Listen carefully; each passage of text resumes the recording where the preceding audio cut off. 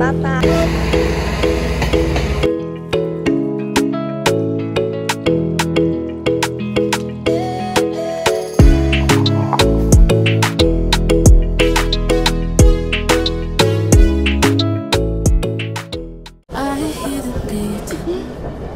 Papa. It's in my chest. Got me feeling some kind of way. I confess the rhythm takes over. No room to rest. My heart's dancing. It's a love conquest. Oh, the melody, smooth and sweet. Hello guys, welcome back to our YouTube channel. So for today's video, we will going to village house. Actually, we are on our way already. I'm with Mama and Papa Kolya. My heartbeat, yeah, it's pumping so loud. It's the rhythm of love, baby. Beautiful flowers. For them, it's just like a grass. I just can't help but sway. Nothing else matters. It's my heart that obeys. The nature is so different when we first time came here with Vladimir. Here, a lot of flowers around. Wow. These guys, so nice, so beautiful. Opa. Wow. My spirit's unchained in the symphony of love. I am unafraid.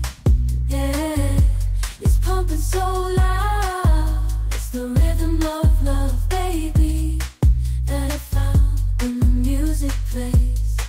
I just can't help but sway. So we are here because we will harvest wild berries, because it's time to harvest wild berries already. So so Vladimir have work, that's why he can go with us here, but he will fetch us later in the evening. Ayun sina Mama at Papa. Medyo malayo na sa akin.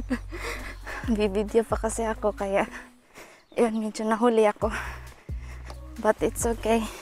I already know the way going in their village house. Lagi akong nililingon ni Mama. Akala niya kasi napag-iwanan ako doon. Sobrang layo. Walang signal dito, kaya tsaka wala din si Vladimir. Ewan ko sino mag-translate nito mamaya. Hindi kasi gumagana ang translator pag walang signal or load, yung walang data, kumbaga ganon. Mapipiga talaga ang lahat ng Russian na alam ko mamaya. Pigang-piga ang utak ko mamaya nito. Kasi konting Russian pa kasing alam ko. Kaya medyo nahihirapan akong makicommunicate sa mga tao tsaka kina Mama. Pero kina Mama, kahit naman na yung mga Russian ko, kahit wrong grammar naman yung sasabihin ko, naintindihan naman nila. Nagpapasalamat ako doon. Let's see mamaya paano ko to i-describe. Siguro ano na lang din, action. May action tayo mamaya. Sina Mama at Papa. We are almost near, so nakakahingal. Mama. Mama, so beautiful. Here, we are almost there. Ito yung bahay na Mama tsaka ni Papa Kolya.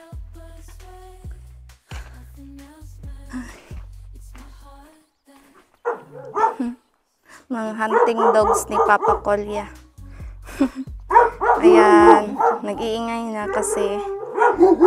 And si Papa. So, nandito yung sister ni Papa Kolya. Я думал, может, Вова. Я думал, может, она с Вовой. Это YouTube. Тетя Таня-сан. Как вас зовут? Женя. Женя. Женя. Да. А как вас? Свити. Да. Меня зовут Свити. Понятно. А ты на видео снимаешь? Конечно! Да блин, какой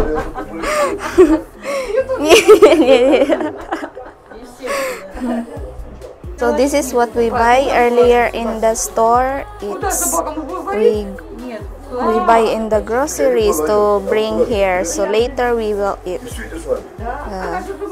If we will hungry, then we can eat together here. I also bake pandesal Filipino bread. It's like traditional bread. Something like it's pandesal, and I put cheese inside, and then we have lumpia here. Yan, may lumpia tayo guys. Medyo nasunog ko yung sa kabila kanina. So sobrang ano ko. So ngayon guys, let's go to get wild berries. Ayan, papunta na kaming forest. We are going now to the forest with Mama and Papa Kolya, and I don't know who's with us. I think it's their friends. Soundtrack to my soul's heat, making me move from my head to my feet. This forest where we will go, it's just near in the houses, village houses. That's why it's not hassle to go here.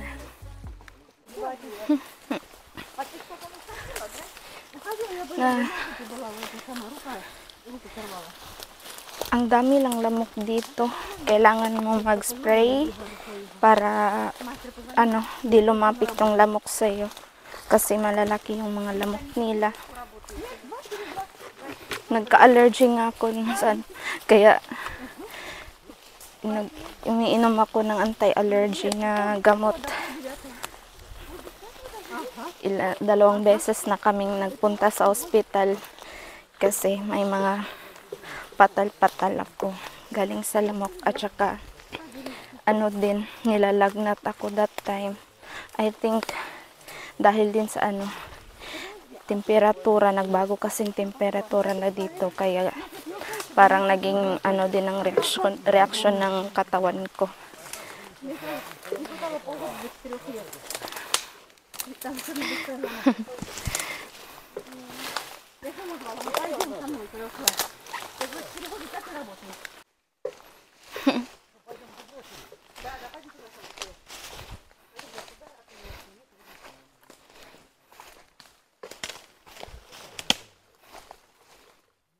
Dito sa village, kailangan may sila magaganito sa kanilang mga ulo, lalo na pag may mga trabaho sila. I don't know why. Maybe it's like para hindi sagabal yung buhok siguro. Parang ganun. Sa mga babae lang naman mostly.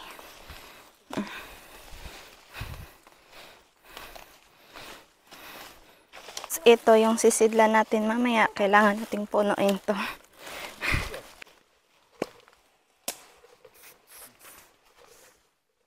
Yan. Spray for mosquitoes.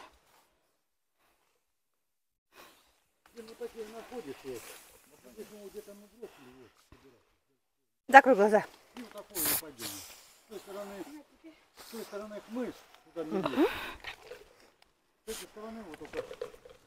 Ну такой и пойдем. Все? Да, все. Все. Спасибо, ма. Свети.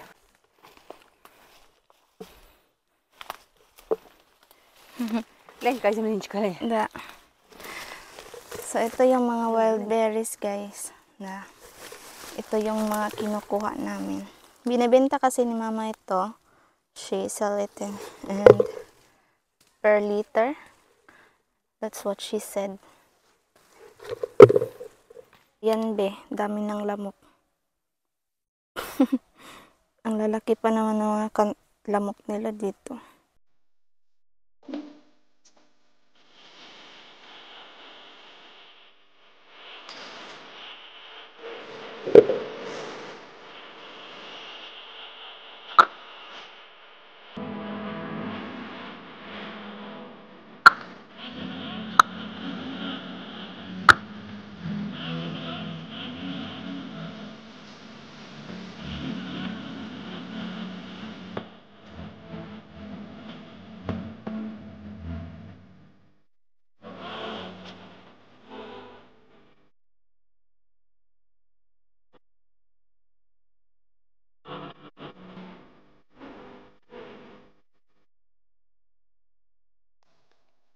Here, it's a lot here in this side.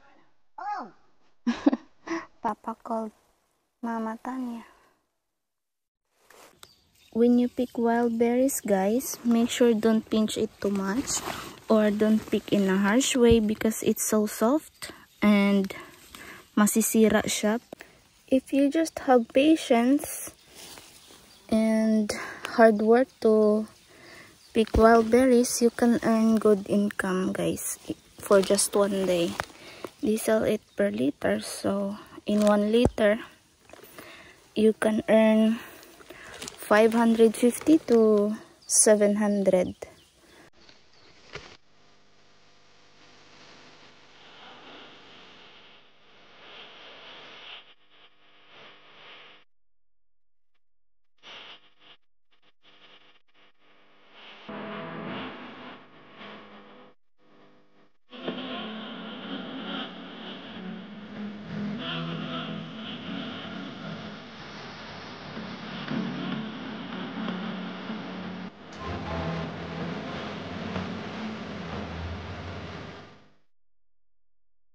So here, napuno na natin yung itong sisidlan. Look, it's already full.